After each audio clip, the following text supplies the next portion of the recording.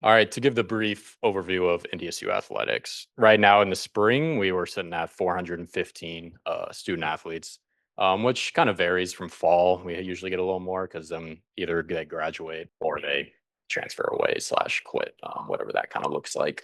And we're in those three conferences of Missouri Valley Football Conference for just football and Big 12 for just wrestling. And then the other 12 sports all compete in the Summit League.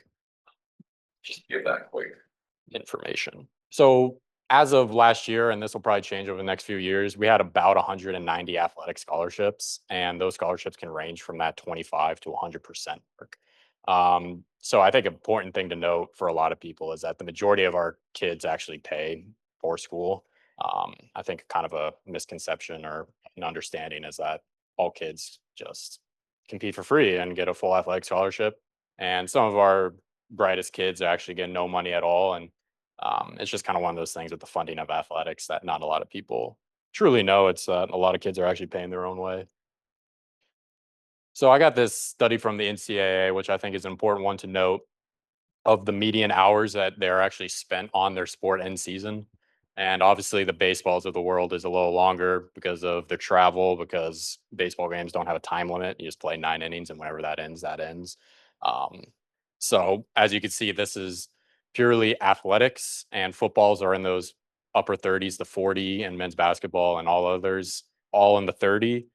And to compare that to the academic in season, they're also very similar in those 30 ranges. And this was a survey from all Division One athletics that the NCAA does a lot of good research studies every single year. So basically, just to show you that our student athletes are easily in the 70 hours, probably a lot to 80 hours a week, all handling their rigorous schedules from sport and school.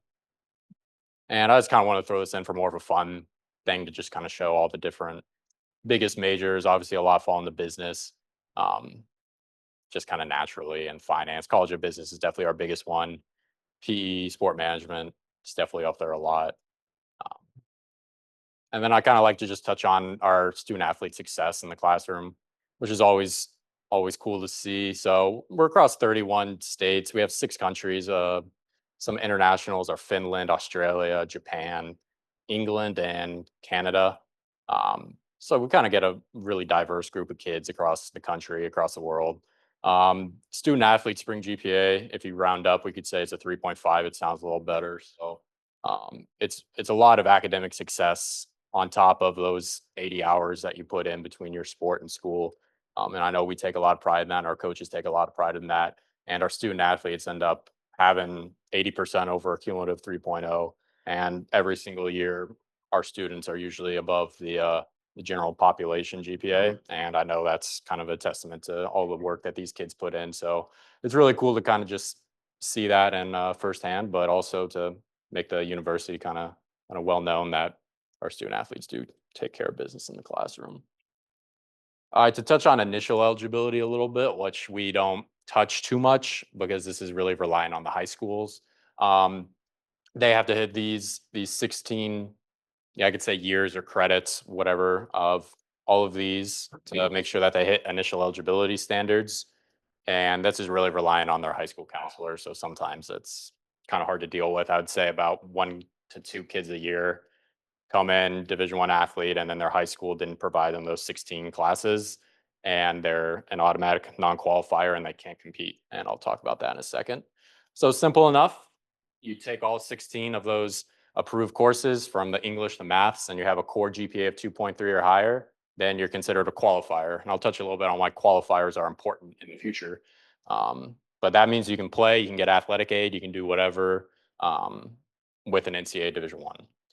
Now, if you don't take those 16, you don't have the GPA, or you don't graduate high school, then you become a non-qualifier. And if you're a non-qualifier out of high school, you cannot do anything with an NCAA Division 1 team.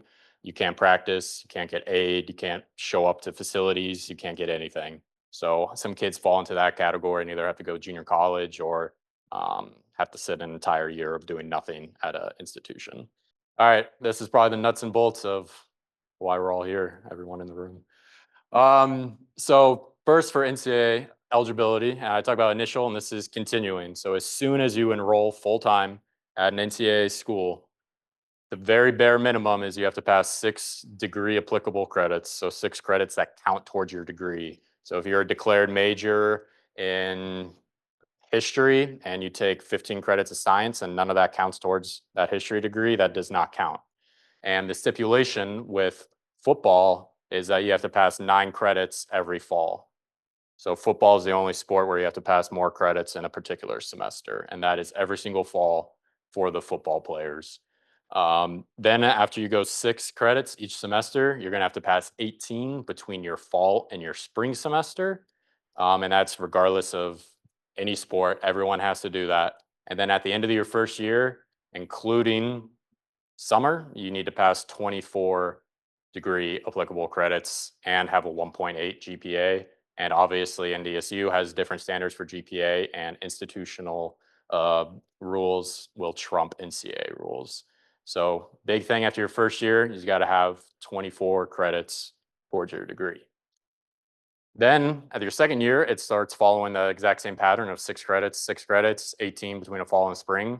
And then we get into the term progress towards degree. So, you got to have 40% of your credits completed before the start of your third year. And by the end of your second year, you need to have a declared major. So you can be undeclared your first 2 years. And then by the time that start of that third year, you have to have a declared major and have 40% towards that declared major. And obviously the GPA, but if you're that bad, it's a lot bigger story. And then from there, it's gonna be that same thing of third year, you gotta have 60%, 80%. And then the NCAA gives you 5 years to compete and do school. So as long as you're staying on path with the percentages, passing those minimum credits each semester and the 18, the 618 and progress towards degree, then you will be on track to graduate. And the kind of the biggest thing that comes with this is when kids obviously want to change their majors. And when they're changing majors, you obviously have to make sure that their new major is hitting that percentage.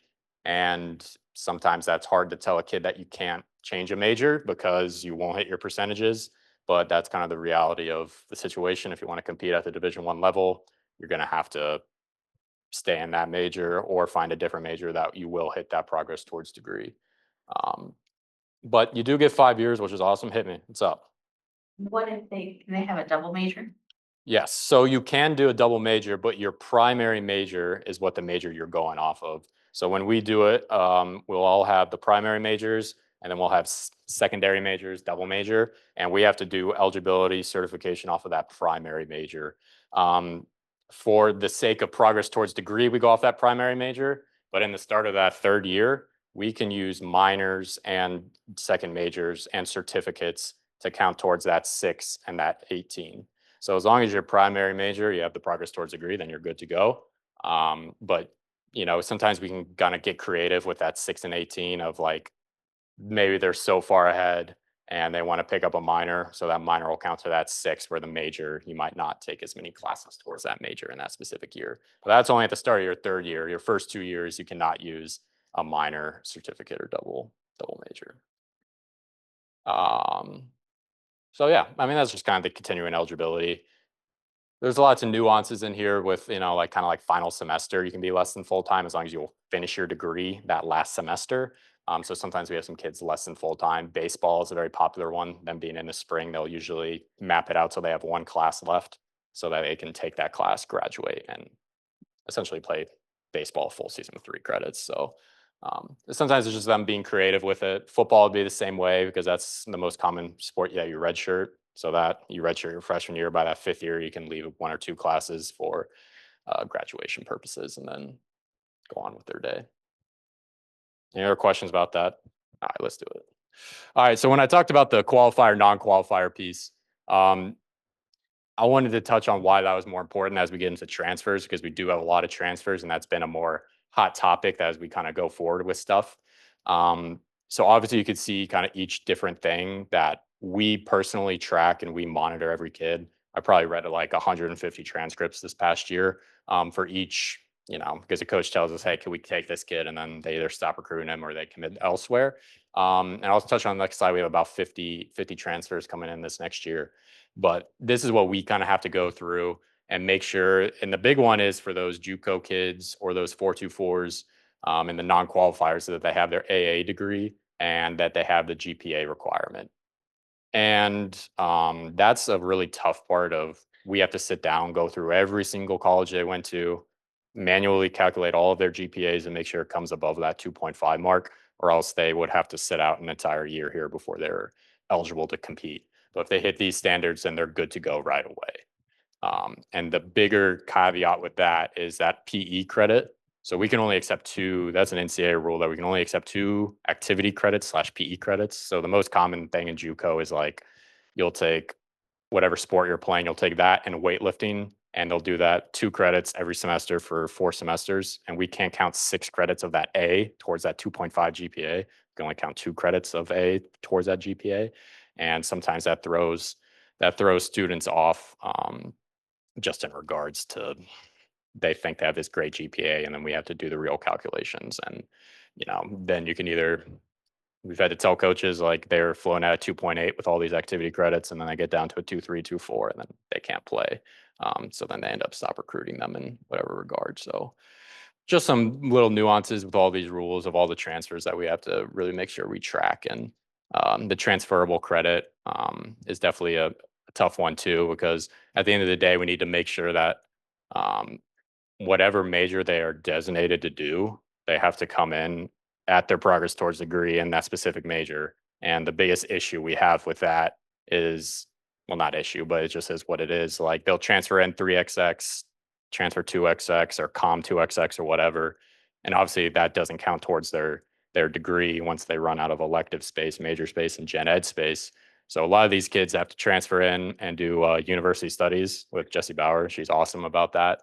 And all of those credits count towards that degree. So we can count that progress towards degree. So all the 3XXs, 2XXs, and whatnot counts towards that progress towards degree, where a lot of kids come in with like business and stuff and they get, just so like a transfer 3XX or management 3XX. And after we run up all those spaces, they don't have 60% after their third year of school. So we either tell them they can't do business, they got to find a new major, or they do university studies. So just kind of one of those things that's um, is what it is, and it kind of sucks, but that's the world we kind of live in.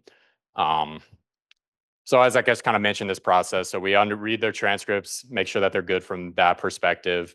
We go to the eligibility center to make sure to see if they're a qualifier or non-qualifier.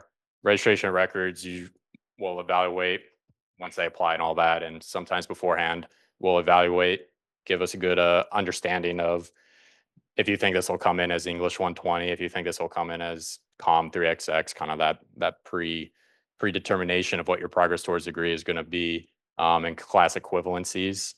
And then make sure you pick the right major. Can't have more than 2 activity credits, and make sure the GPA is good to go. So there's a lot of nuances that come in with transfers and different stuff like that. So sometimes it could be a lot, and especially this, the last few years, it's picked up a lot to say the least.